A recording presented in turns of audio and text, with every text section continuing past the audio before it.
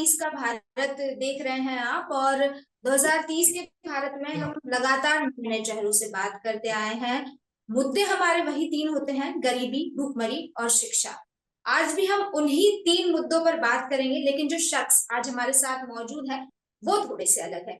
उनका ताल्लुक किसी राजनीतिक पार्टी से नहीं, बल्कि सीधे तौर पर जनता से है। उन पर ना पक्ष की जिम्मेदारी है और ना ही विपक्ष का दबाव। अगर दबाव है तो सीधे अल्लाह का, और अगर जिम्मेदारी है तो जनता की। तमाम बड़ी बड़ी पॉलिटिकल पार्टी के कैंडिडेट को पीछे छोड़कर उन्होंने लद्दाख की जनता का भरोसा जीता है। तो आज हम उनसे जनता की बात करेंगे, लद्दाख की जनता की बात करेंगे। हम बात करेंगे जनाब हाजी मोहम्मद हनीफा जी से। सर, सबसे पहले तो आपका बहुत बहुत स्वागत है कि आप हमारे साथ। थैंक यू, शुक्रिया शुक्रिया। जी सर। सर, लद्दाख की जनता ने आपको पूरा सपोर्ट दिया है। तमाम बड़ी बड़ी पार्टी से कैंडिडेट्स को पीछे छोड़ने के बाद चुनाव, और उसके बाद चुनाव जीतना एक बड़ा एग्जाम्पल है। वो भी करीब 65,000 वोटों से चुनाव जीतना, यानी साफ दर्शाता है कि लद्दाख की जनता पर आप पर लद्दाख की जनता को पूरा भरोसा है। तो आज हम आपसे जनता की ही बात करेंगे और उम्मीद करते हैं कि आप हमको वास्तविकता बताएंगे, सच्चाई बताएंगे, क्योंकि आपके ऊपर किसी प्रकार का दबाव नहीं है। ना आप किसी पार्टी से ताल्लुकात रखते हैं, आप निर्दलीय हैं, इंडिपेंडेंट है, लेकिन आपके साथ जनता है। तो शुरुआत करते हैं, और सबसे पहला सवाल तो सर मेरा गरीबी, भूखमरी, शिक्षा के मुद्दे पर हम आएंगे, लेकिन उससे पहले मैं आपसे ये जानना चाहती हूँ कि लद्दाख में राजनीति का परिदृश्य क्या है। इस वक्त लद्दाख का राजनीतिक माहौल कैसा है? क्योंकि चुनाव के कुछ समय पहले आपके द्वारा अपनी पूरी यूनिट के साथ इस्तीफा दे दिया गया, ठीक है, पार्टी से। उसके बाद कुछ समय पहले तक लद्दाख में प्रोटेस्ट भी चल रहा था, सोनम वांगचुक द्वारा हड़ताल की जा रही थी। तो लद्दाख का राजनीतिक माहौल किस तरह से है और क्या परिदृश्य है, ये जानना चाहते हैं आपसे। देखिए, लद्दाख का जो पॉलिटिकल माहौल है वो 2019 में जब जे.एंड.के की बाइफरकेशन हुई और लद्दाख को यूटी बनाया गया, उसके बाद काफी चेंजिंग आई है। चेंजिंग इन द सेंस ये कि जब वहाँ यूटी बनाई गई, उस वक्त उससे पहले वहाँ पे डिवीजन थे। 50% लोग यूटी की डिमांड कर रहे थे, 50% लोग उसके खिलाफ थे। उसके बावजूद वहाँ पे यूटी दिया गया और यूटी बनी। और जब यूटी सेटअप हुई उसके बाद 6 महीने साल भर के अंदर पूरे लद्दाख के आवाम को, जो जिन्होंने यूटी की डिमांड की थी या जिन्होंने नहीं की थी, सबको ये लगने लगी कि जिस यूटी की डिमांड लोग वहाँ कर रहे थे वो यूटी ये नहीं है। क्योंकि वो लोग जो डिमांड कर रहे थे वो यूटी विद लेजिस्लेचर की डिमांड कर रही थी, ताकि वहाँ पे जो लोकतंत्र हो या जो जमहूरी निज़ाम हो वो उसकी बका रहे। लेकिन जब यूटी दिया गया तो इन सारे चीज़ों के बगैर वहाँ यूटी दी गई। 370 और 35A में जो हमारे ज़मीनों को लेके, हमारे बच्चों के जॉब सिक्योरिटी, कल्चर, आइडेंटिटी, हमारे इन्वायरमेंट, सब चीज़ों की वहाँ पे सेफगार्ड्स हैं। तो वो सारे चीज़ें ख़त्म हो गई। तो 2020 के बाद जो है वहाँ पे पूरे लद्दाख में करगिल में अलग एक संगठन बनी, कारगिल डेमोक्रेटिक अलायंस। लेह में एपेक्स बॉडी लेह बनी, और दोनों मिल के पूरे लद्दाख के आवाम जो है पिछले 3-4 सालों से जो है एहतिजाज पे है और गवर्नमेंट से डिमांड कर रही है 4 पॉइंट एजेंडे को लेके। जो स्टेटहुड 6 शेड्यूल के अंदर जो सेफगार्ड्स, हमारे बच्चों के मुस्तकबिल को लेकर वहाँ पे रिक्रूटमेंट जो प्रोसीजर है वो बिल्कुल बंद पड़ी है 2019 के बाद। वहाँ जो PSC, J&K, Jammu Kashmir PSC के अंडर जो है हमारे बच्चे वहाँ पे एग्जाम्स कंडक्ट करते थे, लेकिन उस 2019 के बाद वो सारी चीज़ें ख़त्म हुई। तो पीएससी की डिमांड, जॉब रिजर्वेशन और जॉब रिक्रूटमेंट का डिमांड कर रहे हैं। ये सारी चीज़ें लेके पिछले 3-4 सालों से वहाँ लोग जो है बड़े काफ़ी एहतिजाज थे। और ये इलेक्शन जो है प्योरली लद्दाख के इन्हीं मुद्दों पे और लद्दाख के डेवलपमेंट पे इस बार इलेक्शन हुआ है। मैं लोगों के सामने गई थी वहाँ पे, खुसूसन करगिल साइड में तमाम जो पार्टी है वहाँ पे, पॉलिटिकल पार्टी बीजेपी के अलावा जितने भी करगिल की में कांग्रेस की यूनिट है, नेशनल कॉन्फ्रेंस है, हमारे मजहबी तंजीमें हैं, सारे मिल के जो है वो मुझे आगे किया ताकि लद्दाख के मुद्दे को आगे कर सके। तो तो सर ये आपको सर यहाँ रोकना चाहूंगी, एक चीज जानना चाहूंगी। आपने कहा कि इन मुद्दों पर आप चुनाव लड़े, ठीक है, और इन मुद्दों पर ही जनता ने आप पर भरोसा दिखाया और आप चुनाव जीते भी। तो अब आपकी किस तरह से रणनीति होगी या किस तरह से काम किया जाएगा कि ये जो समस्याएं आ रही है लद्दाख में, क्योंकि कहीं ना कहीं जैसे आपने एजुकेशन की बात की, जॉब रिक्रूटमेंट की बात की, एग्जाम्स की बात की, तो कहीं ना कहीं जिन मुद्दों पर हम बात करते हैं वो मुद्दे इनसे इंटरलिंक कर रहे हैं। अगर जॉब्स नहीं है तो कहीं ना कहीं भुखमरी गरीबी में इंटरलिंक होगा। अगर एग्जाम्स कंडक्ट नहीं हो पा रहे तो ये कहा जा सकता है ना कि एजुकेशन सिस्टम या फिर जो शिक्षा का पैमाना है वो बेहतर नहीं है वहां पर। तो अब इन समस्याओं का समाधान किस तरह से करेंगे आने वाले 5 सालों में? आपकी ऐसी क्या कोशिशें रहेगी, क्या रणनीति रहेगी, क्या करेंगे आप, ये जानना चाहते सबसे पहले तो मुझे मेरे मेरे ऊपर ये जिम्मेदारी है कि पिछले 1-2 साल में जो गवर्नमेंट ऑफ इंडिया के साथ इन सारे चीज़ों पे हमारे जो कमेटी बनी है, केडीए और एपेक्स बॉडी, इनका एक हाई पावर कमेटी बनी थी। उस कमेटी के साथ गवर्नमेंट के साथ मुज़ाकरात चल रही थी, लेकिन हैं? इलेक्शन से पहले कहीं ना कहीं ये जो मुज़ाकरात है वो बंद हो गई थी, वहां से आगे नहीं चल पाई है। सबसे पहले तो मैं यही हमारे प्राइम मिनिस्टर साहब, होम मिनिस्टर साहब से मिलने की भी कोशिश करूंगा और उनसे यही है कि जो जो जो एक बातचीत का सिलसिला है जो रुकी हुई है उसको शुरू करें, और जो 4 पॉइंट एजेंडा है उसको एजेंडे में शामिल करके सिंसियरली इस इन 4 पॉइंट एजेंडा पे जो है बातचीत शुरू करें। सबसे पहला तो यही है। उसके बाद जो जो मेरा मेन एक चीज ये है कि जो पिछले 4 साल में जो हमारे लद्दाख का हालत रहा है, वहाँ के लोगों का, आवाम का जो खदशात है अपने मुस्तकबिल को लेके, लद्दाख के मुस्तकबिल को लेके, वो सारे चीज़ें जो है सही तरीके से, सही मानों में जो है हमारे जो अरबाब अख्तियार है, हमारे होम मिनिस्टर है, उनके सामने रखूं। और उनसे यही ये है कि एक तो स्टेट, फुल फ्लेज स्टेटहुड की हमने डिमांड की है, क्योंकि हम चाहते हैं कि दुनिया का सबसे बड़ा लोकतंत्र देश के अंदर हम लोग को पिछले 50-60 सालों से एक जमहूरी निज़ाम में, जमहूरी माहौल में हम लोगों ने जिंदगी गुजारी है, और आज अचानक हमको वहां से निकाल के एक ब्यूरोक्रेसी के एक सेटअप में हमको डाला गया। तो उसमें अवामी सुनवाई नहीं होती है, अवामी ये नहीं होते। हम चाहते हैं कि लद्दाख में लद्दाख के लोग गवर्न करें, लद्दाख के लोग जो है लद्दाख के फ्यूचर के बारे में जो है वो डिसाइड करें, क्योंकि लद्दाख एक एक तो स्ट्रेटेजिकली बहुत ही एक सेंसिटिव जगह है, दूसरा टोपोग्राफिकली जो है हिमालयन रेंज में है, तो बहुत एक अलग इलाका है। वहाँ के जगहों के बारे में वहाँ के लद्दाखी ही जान सकते हैं, वहाँ के लद्दाख के लोग वहाँ के डेवलपमेंट के बारे में जान सकता है कि किस तरह के डेवलपमेंट जो है वो लद्दाख में होनी चाहिए। तो दूसरा जो है, हमको 370 और 35 के अंदर जो सेफगार्ड थे वो खत्म हो गए। तो हमने, चूंकि लद्दाख जो है ट्राइबल एरिया है, 95% वहाँ शेड्यूल ट्राइब के अंदर लोग है, तो हमने 6 शेड्यूल के अंदर हमें कॉन्स्टिट्यूशनल सेफगार्ड की हमने डिमांड की है, जो बहुत ही ज़रूरी है। हमको हमारे ज़मीनों की तहफ़्फ़ुज़ात की ज़रूरत है, क्योंकि लद्दाख एक तो एरिया वाइज काफ़ी बड़ा है लेकिन पॉपुलेशन वाइज कम है।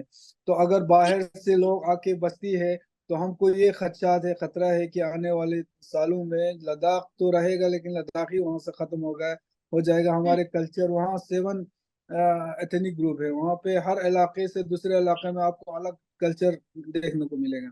तो इन सारे चीजों सर की हाँ, प्रोटेक्शन।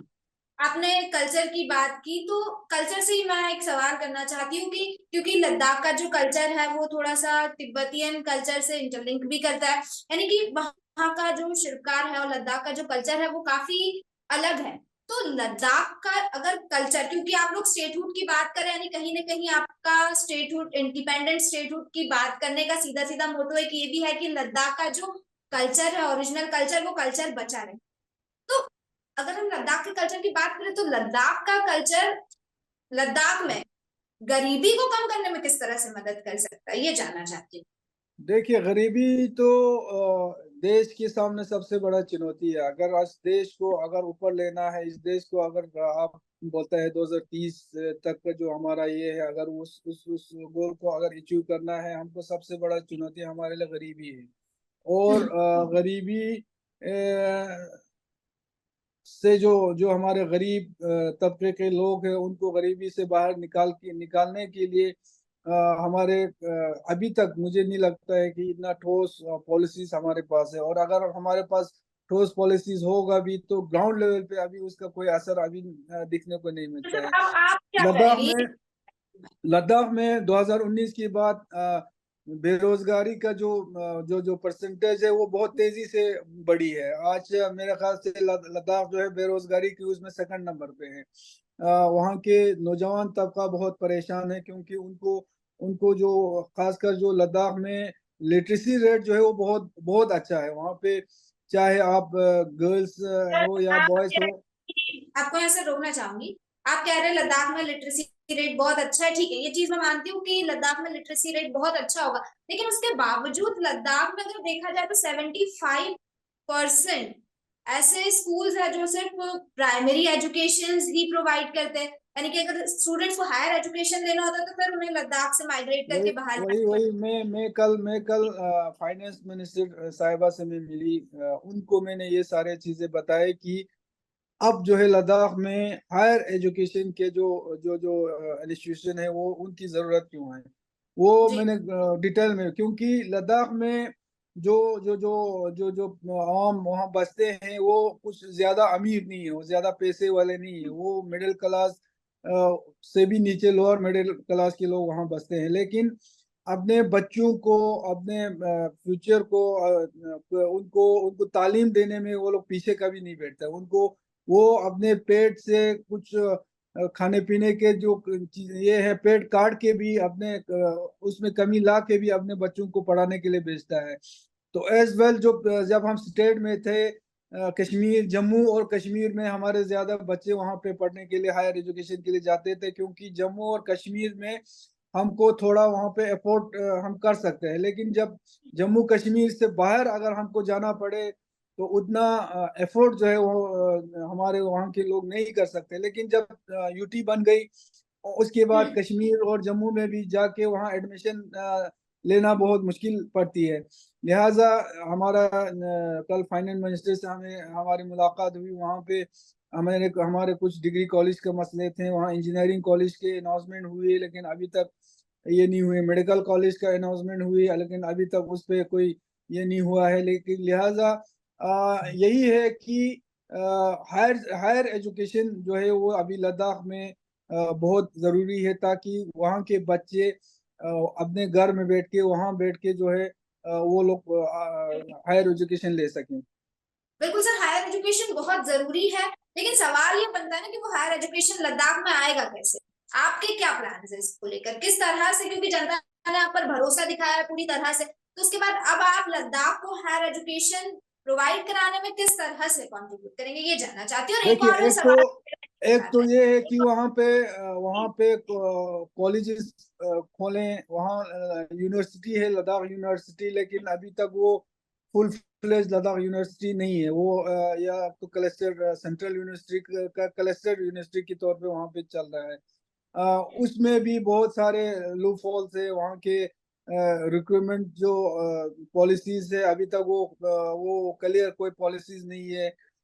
वहाँ के जो जो हमारे जो पढ़े लिखे नौजवान हैं, वो लोग चाहते हैं कि लद्दाख में, लद्दाख यूनिवर्सिटी में ऐसा पॉलिसीज आए जिसमें हमारे वहाँ के लोकल यूथ जो पढ़े लिखे नौजवान हैं, जो वहाँ के स्कॉलर्स है, उनको वहाँ पे मौका मिले। क्योंकि वेदर कंडीशन और टोपोग्राफी के लिहाज से बाहर से लोग आके वहाँ पे फिलहाल आज के डेट में जो वहाँ पे पढ़ाना काफी हद तक मुश्किल है। लेकिन वहाँ के जो पढ़े लिखे नौजवान है, बहुत सारे पढ़े अच्छे वहाँ पे स्कॉलर्स है, पीएचडी होल्डर्स है, वहाँ पे बहुत सारे ऐसे नौजवान हैं जो अपने अपने कौम को वो सर्विस देना चाहते हैं।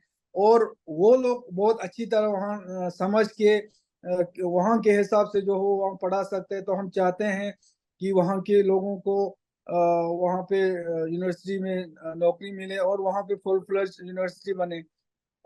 तो ये, और दूसरा वहाँ पे जो रिक्रूटमेंट जो खासकर जो गेजेटेड पोस्ट है और बाकी जो यूटी लेवल के जो रिक्रूटमेंट होती हैं वो अभी तक बंद है। वो सारे चीजें जल्दी हो, रिक्रूटमेंट सिस्टम प्रोसेस जो है वो जल्दी शुरू हो।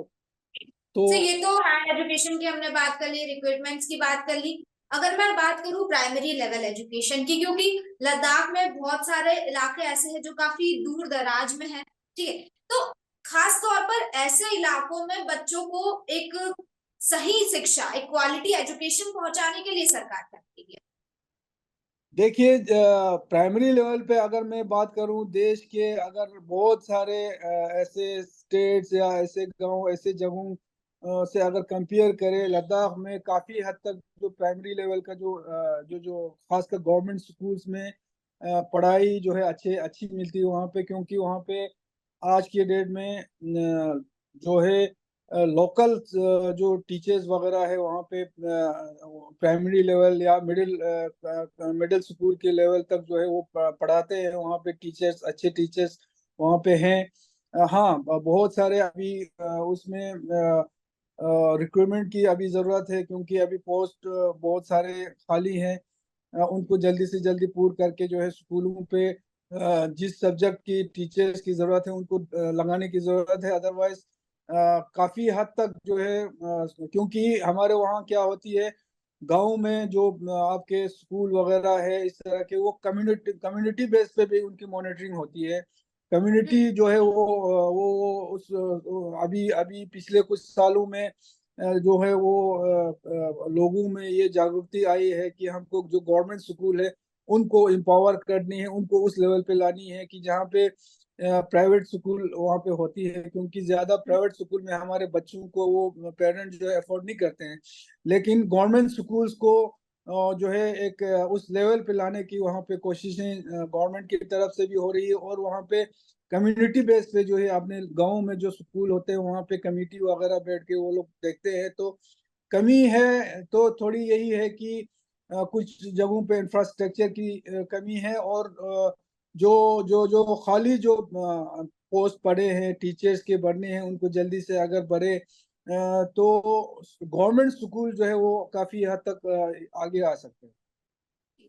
सर आपने बोला कम्युनिटी बेस्ड मॉनिटरिंग भी होती है, क्योंकि लद्दाख में हमेशा से ही वहाँ के कल्चर को लेकर काफी ज्यादा हाइप बनी रही है। लोगों का काफी ज्यादा कहना है कि लद्दाख का जो कल्चर है वो प्रिजर्व रहना चाहिए। तो लद्दाख में शिक्षा में वहाँ के स्थानीय संस्कृति और कल्चर को किस तरह से मतलब बढ़ावा दिया जा रहा है, किस तरह से उसमें इंडल्ज किया जा रहा है शिक्षा?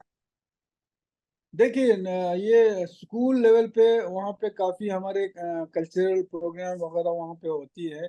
कल्चर लद्दाख में सिर्फ टिबेटन कल्चर नहीं है, बहुत सारे ट्राइब है वहाँ पे। आपको ये पुर्गी, ये दर्दी, ये बल्ती, बहुत सारे वहाँ पे कल्चर ये है कि आपको लद्दाख में एक इलाके से निकल के अगर आप दूसरे इलाके में पहुंचे, वहाँ आपको डिफरेंट कल्चर, डिफरेंट लैंग्वेज, वहाँ पे रहन सहन अलग, हर चीज अलग मिलेंगी।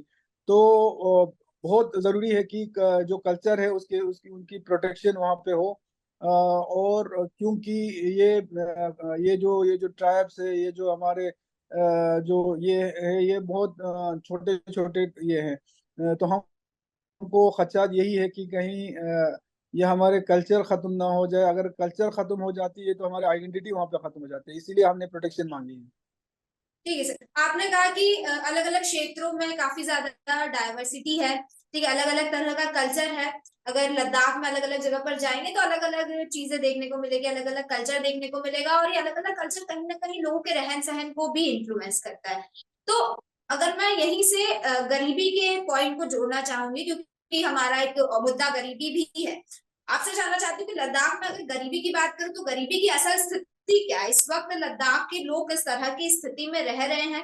और दूसरी चीज ये कि आपको क्या लगता है, क्या क्योंकि 2030 तक भारत को लक्ष्य मिला है कि भारत से गरीबी शून्य हो जाएगी। क्या आपको लगता है कि लद्दाख में ये लक्ष्य हासिल कर पाएंगे आप 2030 तक? 2024 में चुनाव हुआ, आप चुनाव जीते, अगला चुनाव 2029 में, यानी कि 4 साल का आपके पास भरपूर समय है। 2030 का लक्ष्य, तो क्या लगता है 2029 तक 80% गरीबी भी खत्म हो पाएगी?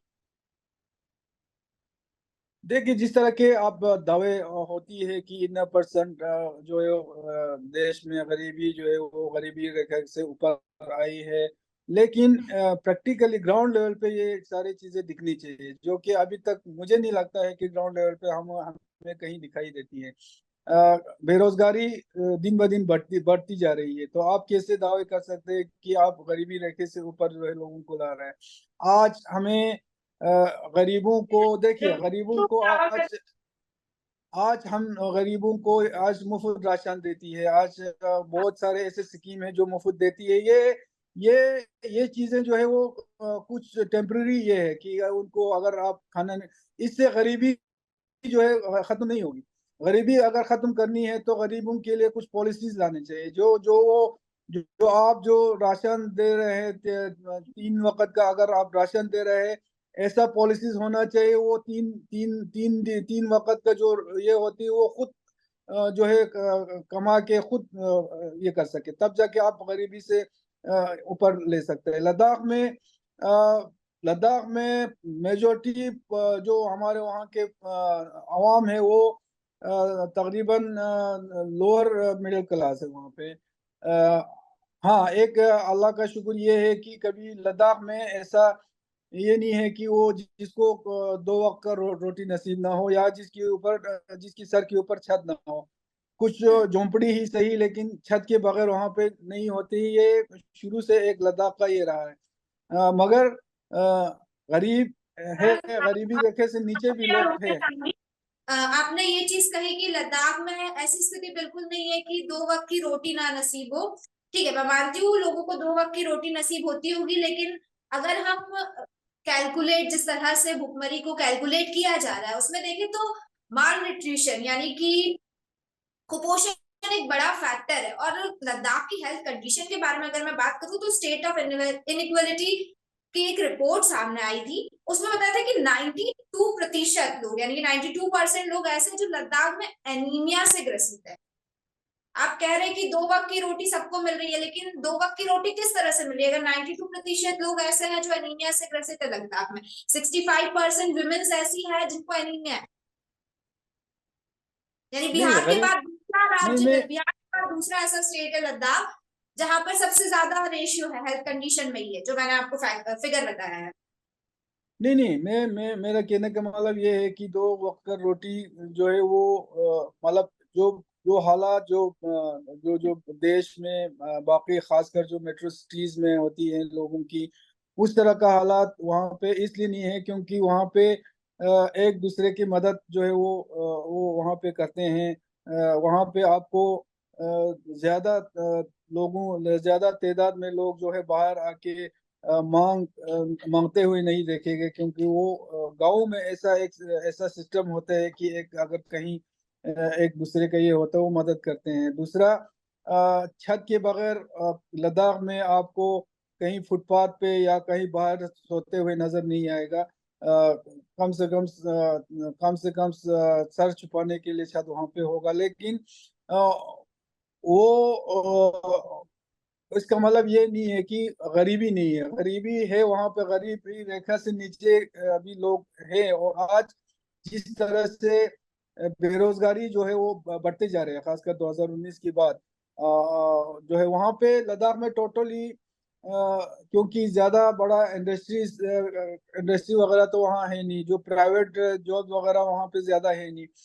आज तक ज्यादा जो डिपेंड रहा है वो यही गवर्नमेंट जॉब्स और आर्मी वगैरह, और जो आर्मी में जो लेबर्स वगैरह और लेबर्स के काम पे ज्यादा उस उन पे डिपेंड है। लेकिन 2019 के बाद इन चीजों में बहुत सारे कमी आई है, और बाहर से लोग जो है खासकर आउटसोर्सिंग पे या आर्मी में भी अगर देखें, लेबर भी देखें, वो बाहर से लोग ज्यादा लाया जा रहा है। तो बेरोजगारी का मसला जितना बढ़ते जा रहा है, अब वहाँ लद्दाख में भी जो है वो जो जो गरीबी जो हम बोलते हैं कि गरीबी को हम ऊपर ला रहे हैं, गरीब को, मुझे नहीं लगता है ये जो जिस तरह से बेरोजगारी बढ़ते जा रहे हैं उस तरह से गरीबी तो और गरीब होते जा रहे हैं। बिल्कुल सर, अगर बेरोजगारी बढ़ेगी तो कहीं ना कहीं उससे गरीबी भी बढ़ेगी।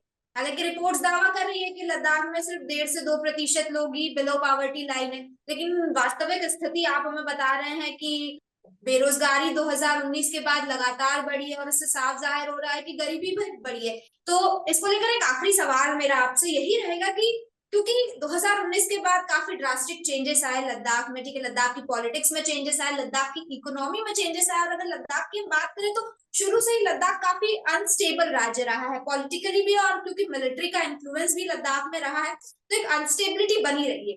तो अब क्योंकि आपके पास एक पावर आई है, जनता का समर्थन है, जनता का सपोर्ट है आपके पास, तो मैं आपसे ये जानना चाहती हूँ कि ये जो समस्याएं है, जो भुखमरी की समस्या है, जो गरीबी की समस्या है, जो हेल्थ को लेके मैंने बात की, शिक्षा को लेके मैंने बात की, तो ये गरीबी, भुखमरी और शिक्षा के क्षेत्र में आपकी सरकार के या आपके अगले 5 साल का प्राइमरी गोल क्या है, प्राइमरी लक्ष्य क्या है? सबसे पहले आप ऐसी कौन सी चीजें करेंगे कि इन तीनों क्षेत्रों में जो है वो कुछ असर देखने को मिले, और ये जो तीनों क्षेत्रों में जो लक्ष्य मिला है भारत देश को, उसमें अगर हम लद्दाख रीजन की बात करें तो कहीं ना कहीं लद्दाख का जो ग्राफ है वो ऊपर उठता हुआ दिखता देखिए, जो जो सबसे बड़ी हमारी चुनौती है, मैंने पहले कहा, वो है बेरोजगारी। तो बेरोजगारी को खत्म करने के लिए ऐसा नहीं है कि हम पूरे जो हमारे वहाँ के यूथ्स हो या जो बेरोजगार है उनको गवर्नमेंट जॉब दे सके।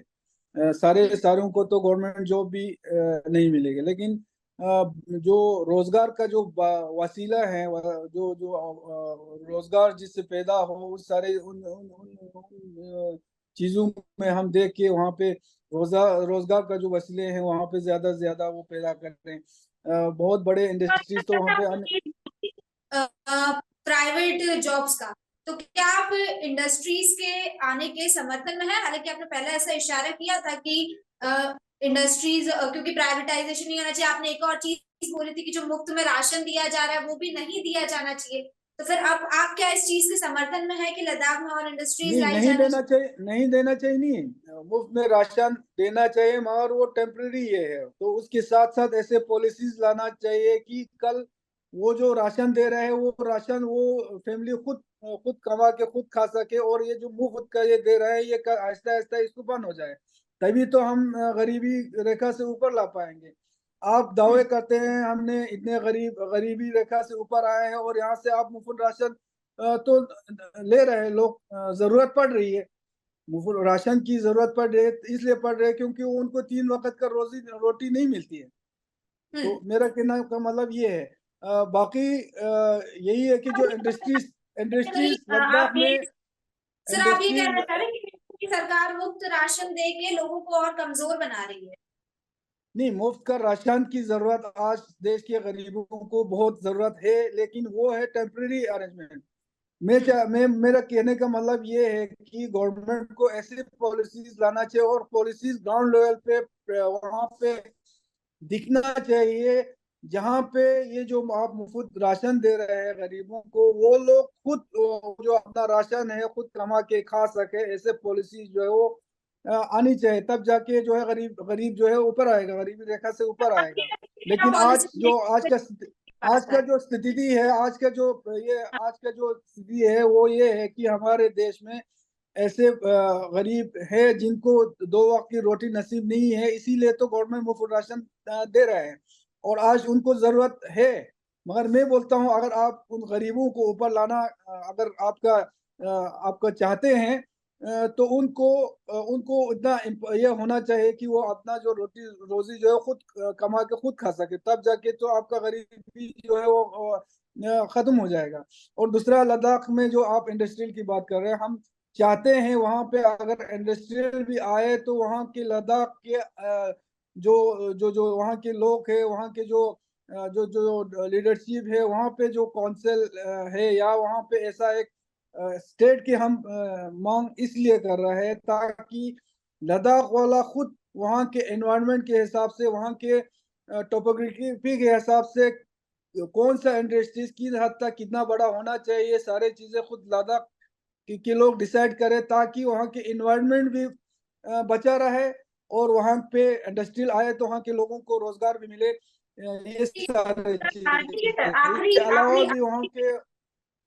सर, आपको रोकना चाहूंगी क्योंकि समय कम है हमारे पास। आपसे बहुत कम शब्दों में और एक सीधा जवाब मैं आपसे चाहती हूँ कि आपकी पॉलिसीज क्या, अगले 5 साल का आपका प्लान क्या है लद्दाख में सारी स्थिति सारी चीजें बेहतर करने के?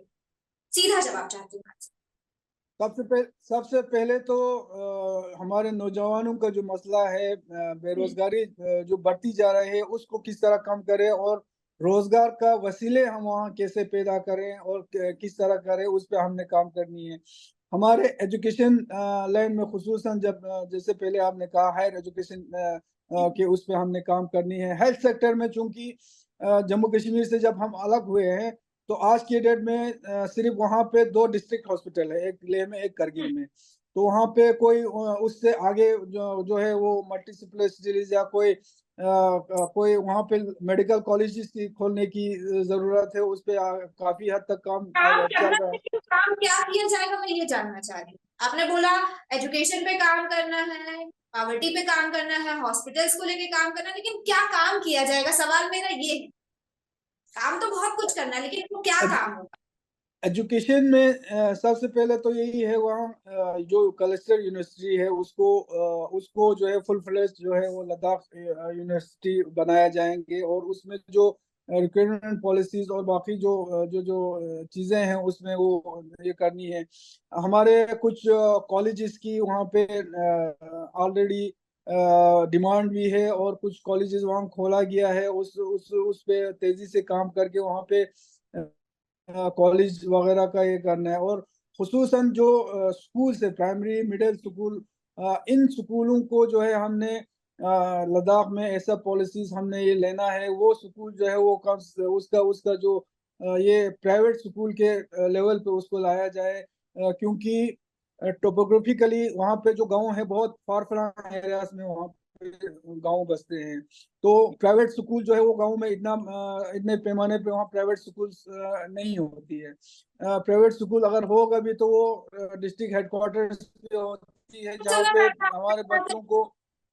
सर, अभी आप कह रहे हैं कि प्राइवेट जी स्कूल्स जी। लाने की कोशिश की जाए। कुछ समय पहले आपने कहा था कि लद्दाख में जो कुछ गांव है या जो कुछ एरियाज है वहां पर गवर्नमेंट स्कूल्स ही इतने अच्छे हैं, वहां पर ही काफी अच्छी शिक्षा दी जाती है। तो आपको नहीं लगता कि प्राइवेट स्कूल्स को बढ़ाने की बजाय गवर्नमेंट स्कूल्स को ही और बेहतर बनाया जाना चाहिए? वही वही मैं आपको बोल रहा हूँ ना, यही हमारी कोशिश रहेगी। जो गवर्नमेंट स्कूल्स है उनको उनका लेवल जो है वो उनको बढ़ाया जाए ताकि वो उस लेवल पे आए जहाँ पे एक प्राइवेट स्कूल में ये मिलता है। और उस लाइन में वहाँ पे हमारे दोनों लेह में करगिल में जो काउंसिल है और जो गांव लेवल पे जो कमेटी है वो पिछले कई सालों से इन पे काम कर रही हैं और काफी हद तक जो है वहाँ के गवर्नमेंट स्कूल्स जो है वहाँ पे अच्छे टीचर्स भी है, लोकल वहाँ के टीचर्स है। हाँ, टीचरों की कमी है, उनको पूर्ण करना, उन जो खाली जो पोस्ट पड़े हैं उनको पूर्ण करके वहाँ पे टीचर्स का ज्यादा से ज्यादा इंतजाम करना ये। क्या काम करेंगे आप ये जानना चाहते हैं? जी। गरीबी और भुखमरी के क्षेत्र में क्या काम करेंगे आप? उसमें यही है कि लोगों को रोजगार के वसीले वहाँ पे पैदा करें। वहाँ पे जो जो गवर्नमेंट सवाल गवर्नमेंट मेरा अभी वही थी कि सबसे कैसे? पहले तो ये है कि जितने भी वैकेंट पोस्ट है लद्दाख में, जो पिछले 2019 से जो रिक्रूटमेंट बंद पड़ी है, वो जल्दी से जल्दी रिस्टोर हो और वहाँ पे जितने भी पोस्ट है वहाँ पे हमारे बच्चों को मौका मिले। उसके अलावा हम चाहते हैं, हम पिछले कुछ दिनों पहले हम हमारे डिफेंस मिनिस्ट्री से भी हम मिले थे। तो आर्मी में भी जो हमारे बच्चे हैं उनको उनको उनको मौका मिले। खासकर एक तो वहाँ पे जो जितने भी आर्मी में जो रिक्रूटमेंट होती है उनमें लोकल लोगों को वहाँ पे मौका मिले। वहाँ पे लेबर्स और खासकर जो हमारे बेकन वगैरह में लेबर्स लगती है वहाँ पे हमारे लोकल्स लोगों को मौका मिले। और इसके अलावा जो जो रोजगार का जो स्मॉल स्केल इंडस्ट्रीज में हमने वहाँ पे काम करनी है, रोजगार के वसीले और देखना है कि वो क्या क्या वहाँ पे हम पैदा कर सकते हैं। तो इन सारे चीजें हैं इसके। जी सर।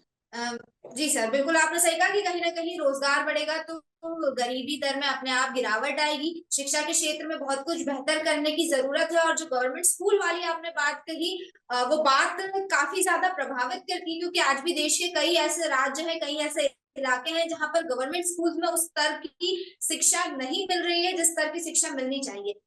तो आप सर, आपका बहुत बहुत स्पोर्ट्स में हम लोग ज्यादा ध्यान दे रहे हैं, क्योंकि लद्दाख के बच्चे बहुत टैलेंटेड है और उनको स्पोर्ट्स में हमको अपॉर्चुनिटीज काफी नजर आ रही है, तो स्पोर्ट्स पे हमने काफी हद तक ध्यान दे रही है। जी बिल्कुल बिल्कुल। जिस तरह से हमने लद्दाख की बात की, कई सारी बातें सामने निकल कर आई, और एक बड़ी बात यह सामने निकल कर आई है, मोहम्मद हनीफा जी ने ये कहा कि अगर सरकार मुफ्त राशन देगी तो कहीं ना कहीं सिर्फ मुफ्त राशन देने से गरीबी को खत्म नहीं किया जा सकता, बल्कि ऐसी पॉलिसीज लानी होगी जिससे गरीबी खत्म हो, जिससे आत्मनिर्भर बनाया जाए जनता को, या जिससे जनता को दो वक्त की रोटी खुद कमाए, ना कि मुफ्त में पाए। ये एक बड़ा ही इंडिकेशन है, एक बड़ा इशारा है, और एक बड़ी बात कह डाली उन्होंने। हालांकि अब देखना ये होगा कि किस तरह से 2030 का ये जो लक्ष्य है वो हासिल किया जाता है, और ऐसे अलग अलग क्षेत्रों के लोगों से हम बात करेंगे और वहां की स्थिति जानेंगे, और आपको भी बताएंगे कि आखिर 2030 के लक्ष्य को लेकर, 2030 के भारत को लेकर ये तमाम लोगों के क्या विचार है। तब तक के लिए नमस्कार।